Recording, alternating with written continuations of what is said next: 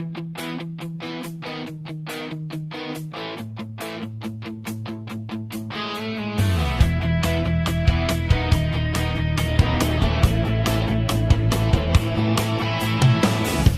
umaga pa lang, pila na sa jeep. Presyo ng bilihin, pataas ng pataas, di na mahip.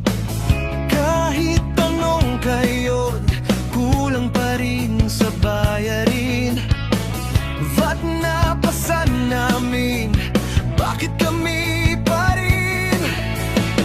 Sabi nila may pag-asa, konting tiis lang daw, pero bawat araw mas mabigat ang galaw. Hindi aprobado ang sigaw ng masa, tanggalin ang bata, bakit di magawa? Itaas ang sahod, hirap na'y sobra, pero bingi ang sistema, kami pinabayaan na. Hindi aprobado, pero tuloy ang laban.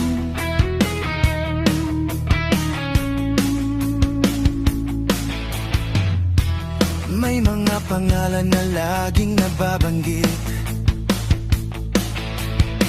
sa balita at usapan, paulit-ulit.